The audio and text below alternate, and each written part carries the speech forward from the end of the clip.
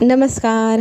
साधी माणसामध्ये आपण पाहत आहोत निरुपमा आणि सत्यजितमध्ये बेट लागलेली असते आणि आता सत्यजित ती बेट हरलेला आहे आणि मग निरुपमा त्याचा अपमान करू लागते तिच्या मैत्रिणीसमोर. ती म्हणते की आमच्या मुलाचं आम्ही नवीन नाव ठेवलेलं आहे. तेव्हा सत्यजितला ती सांगते, घे रे तुझं नवीन नाव काय आहे ते. तेव्हा तो सांगतो, माझं नवीन नाव आहे नालायक. आता हे ऐकल्यानंतर मीराला वाईट वाटत असतं, पण त्या दोघांमध्ये बेट लागली होती आणि तो हरलेला आहे. आणि निरुपमा मोठ्या तोऱ्याने मैत्रिणींसमोर त्याचं नवीन नाव सांगत असते आणि त्या मैत्रिणीही फिदी हसत असते. त्याच्या नालायक नावावरती तिच्या मैत्रिणी हसतात. तेव्हा मीराला तर खूप वाईट वाटतं, तिचे डोळेही भरून येतात. पण दोघांमध्ये वाद आहे, त्याच्यात ती काय करणार. तेव्हा तिच्या आईचा तिला फोन येतो. फोनवरती बोलत असते. सत्यजित ते बोलणं तिचं ऐकत असतो, ती कुणाशी काय बोलत आहे म्हणून. मग तिची बहीण म्हणते, अगं ताई, तुला 5 परतावणीसाठी आईने फोन करायला सांगितला होता. आई तुला उद्या आमंत्रण देण्यासाठी तिकडे येणार आहे.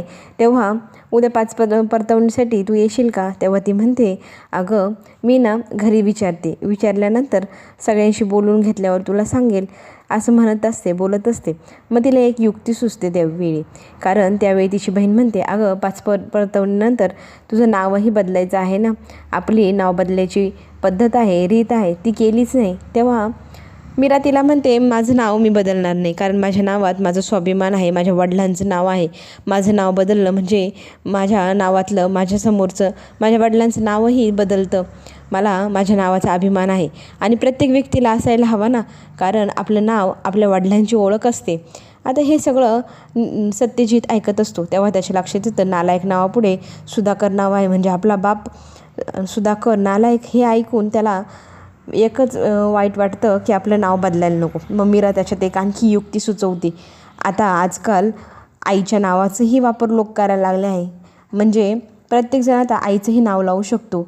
तेव्हा ही युक्ती त्याला येते, जर मी माझ्या आईचं नाव माझ्या नावासमोर लावलं तर ते नावाची ओळख माझ्या आईची बनेल. वा, काय आयडिया आहे. ही युक्ती त्याला खूप आवडते. तो लगेच तडक उठतो, तिथनं बाहेर जातो आणि लगेच ती बाहेरची नावाची प्लेट आहे ना घरावर लावलेली, ती तो बदलायचं ठरवतो आणि त्याच्या नावापुढे त्याच्या आईचं नाव लावून छानशी नवीन नेम प्लेट बनवून तो लावतो. दूधवाला सकाळी आल्यानंतर फिदी हसत असतो. त्याला हसण्याचं कारण विचारू लागते निरुपमा, पण तो काहीच बोलत नाही. दूध देतो. काही नाही झालं मॅडम, असं म्हणत तो तिथून निघून जातो. या दूधवाल्याला झालं काय, सकाळी तोंड पाहिलंय माझं आणि हसतोय म्हणून त्याच्याकडे ती बडबड करत असते. नंतर ती दूध घेऊन पातेलं आत जाते. तेवढ्यात पेपरचा बिलवाला आवाज देतो. मग ती पुन्हा दारोजा उघडते. दार उघडल्यानंतर तो पेपर देणारा मुलगाही फिदी हसू लागतो आणि त्याचं हसण्याचं कारण तिला काही कळेना. मग ती त्याच्यावरती चिडते, मूर्ख, सारखाच हसू राहिला, हसायचं कारण काय रे तुझं. तेव्हा तो सांगू लागतो, आता तुम्ही तुमच्या नावाचं नेम प्लेट इतकं भारी लावलं आहे, तो कोणी पण हसेलच ना. मग ती म्हणते, काय म्हणतोय तुम्हाला काही कळेना. मग तो सांगतो, हे बघा तुमच्या नावापुढे काय लावलं आहे, नालायक निरुपमा. ते नाव वाचल्यानंतर पेपरवाला खूप हसतो. निरुपमालाही खूप राग येतो की माझ्या नावाची प्लेट कोणी बदलली म्हणून. ती घरच्या सगळ्यांना हाका मारायला लागते. ती सगळेजण बाहेर येतात आणि काय झाले म्हणून एवढ्या सकाळी तू का ओरडतीये असं सुधाकर विचारू लागतात. तेव्हा ती नवऱ्याला सांगते, हे बघा माझ्या नावाची नेमप्लेट कोणी बदलली, माझ्या घरावर माझा हक्क आहे आणि माझं नाव कोणी बदललेलं मला चालणार नाही. तेव्हा ती सत्यजितला बोलवते, नालायक इकडे ये रे. तेव्हा हे माझं नाव असं का लिहिलं आहेस तुला जास्त झालं आहे का, असं म्हणून ती त्याला तडातडा बोलू लागते. त्याच्यावरती खूप चिडलेली असते. तेव्हा तो म्हणतो, आपण दोघांनी बेट लावली होती आणि तूच तर बोलली होती की तू हारला आहेस, तुला तुझ्या नावाची नेमप्लेट दारावरती लावावं लागेल. मग मी तीच तर लावली आहे. मग तू तुझ्या नावापुढे माझं का नाव लावले असं विचारल्यानंतर तो सांगतो, आजकाल फॅशन आहे, आईचं नाव लावायला हवं. मला ना माझ्या जुन्या नावापुढं बापाचं नाव होतं, मला आता माझ्या नवीन नावापुढं माझ्या आईचं नाव द्यायचं होतं, म्हणून मी ती युक्ती काढली. आता माझ्या नावापुढं तुझं नाव किती सुंदर दिसते बघ बरं, असं म्हणतो. आणि नाव बदलण्यासाठी वकिलांनाही बोलवून घेतलेलं असतं. त्यांना तो सांगतो, मला माझं नाव बदलायचं आहे, माझं नवीन नाव आहे नालायक निरुपमा गायकवाड. तेव्हा वकील म्हणतात, नक्की तुम्हाला नाव बदलायचं हे असं नाव नक्की. तो म्हणतो, हो मला हे नाव नक्की बदलायचं आहे, कारण आमची बेट लागली होती, मी कधी माघार घेत नाही, आता मला माझं नाव बदलावंच लागेल, असं म्हणत तो निरुपमाकडे पाहतो आणि वकिलांना सांगतो, मला माझं नाव बदलायचं आहे, तुम्ही आत या आणि काय प्रोसेस असेल ती सुरू करा. निरुपमा म्हणते, थांब, तू तुझं नाव बदलू नकोस. मग तो म्हणतो नक्की बदलू नको ना. ती म्हणते हो नक्की बदलू नको. तेव्हा तो म्हणतो नाव म्हणजे माझ्या वडिलांची शान होती आणि ती शान मी अशी घालवणार नाही. आणि आईचं नावही मुलासाठी किती महत्त्वाचं असतं, म्हणून मी तुझं नाव लावायचं ठरवलं. नवीन नाव, नवीन आयुष्य, नवीन ओळख, ती पण तुझ्या नावासमोर. मग निरुपमाला खूप राग आलेला असतो. त्या वकिलांना निरुपमा म्हणते आता तुम्ही गेले तरी चालेल, आम्हाला कोणाचंही नाव बदलायचं नाही. मग वकील म्हणतात नक्की का. मग त्या दोघांमध्ये बोलणं चालू असतं आणि मीरा एकटक बघत असते सत्यजितकडे. सत्यजितला तिला सांगायचं असतं की तुझ्यामुळेच हे सगळं शक्य झालं. डोळ्यांनी जवळजवळ त्याने इशाराच केलेला असतो तिला. आणि निरुपमा रागारागाने मग घरात निघून जाते आणि सत्यजित खूप हसत असतो. सत्यजितला हसूच आवरत नाही, कारण इतकी आनंदाची गोष्ट तिने पहिल्यांदी नीराला सत्यजितने तोंडावरती पाडलेलं असतं. ह्या गोष्टीचं त्याला खूप हसायला येत असतं. कसे तिचे दात घशात घातले म्हणून ह्या गोष्टी स्वतःच हसत असतो, बोलत असतो. ह्या गोष्टींनी त्याला खूप आनंद होत असतो. तितक्यात मीरा तिथे येते, त्याच्याकडे बघते. तेव्हा तो मीराला म्हणतो बघ मी किती छान युक्ती काढली आणि त्या निरुपमाचे दात तिच्याच घशात घातले. तेव्हा ती म्हणते खरंच का. मग ती म्हणते स्वतःचंच किती कौतुक करावं माणसाने, नक्की तुम्हीच केलं ना हे सगळं. तेव्हा सत्यजित तिच्याशी चांगलं बोलू लागतो. हे बघ हे सगळं तुझ्यामुळे शक्य झालं. तू कुणाशी तरी फोनवर बोलत होती आणि तुझं बोलणं ऐकून मला ही युक्ती सुचली. आणि मग तो म्हणतो आपण चांगले मित्रमैत्रिणी बनू शकतो. मग एकमेकांच्या हातात हात देऊन छानशी मैत्री करतो. आणि मग मीरा थोड्या वेळाने विचारते तुमच्या आई तुमच्याशी असं का वागतात. त्या पहिल्यापासूनच अशा वागतात की आत्ताच वागायला लागलेल्या आहेत. आता तिने नकळतपणे जो प्रश्न विचारला आहे त्याचं उत्तर सत्यजितला द्यायचं नाहीत, कारण त्याच्या डोळ्यात टचकन पाणी हे आलेलं असतं. तो इतका चिडतो मीरावरती, तुला काहीच गरज नाही मागे काय झालं पुढे काय झालं विचारण्याची. माझ्या आयुष्यात जास्त ढवळाढवळ करायची नाही हां. दूर राहायचं माझ्यापासून. आपला नाद खोळा. आपल्याशी नादच करायचं नाही. जो आपल्याशी नडेल त्याला आपण भिडेल अशी धमकी देत तिच्या हातातलं कपडे सगळे काही खेचतो आणि रूमला अस्तव्यस्त करून सत्यजित बाहेर निघून जातो.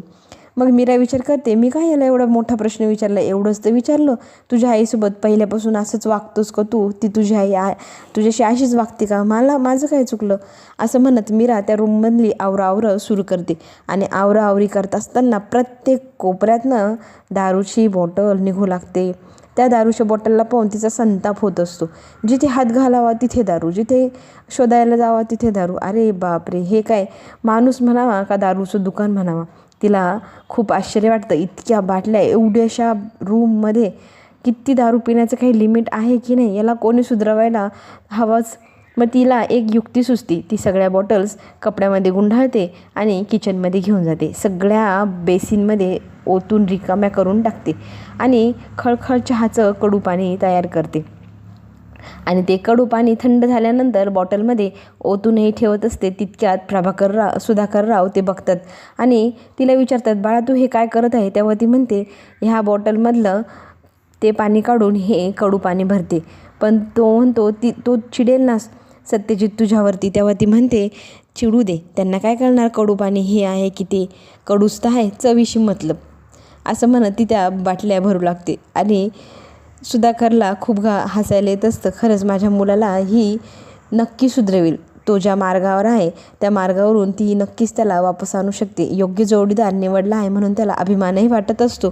तितक्यात आत येऊ का म्हणत मीराची आई तिथे दारात उभी असते आणि लगेच सुधाकरराव पुढे जातात. अहो या ना, एवढं विचारण्यासारखं काय, या म्हणायसाठी त्यांना तो दारातनं घेऊन येत असतो. आणि मीराला हाक मारतो, अगं मीरा पाणी आण, तुझी आई आली आहे. आणि मग तिला भांबवल्यावानी होतं. अरे देवा, आई येणार आहे, मी घरी कोणालाच सांगितलेलं नाही, आईने मला फोनवर सांगितलं होतं.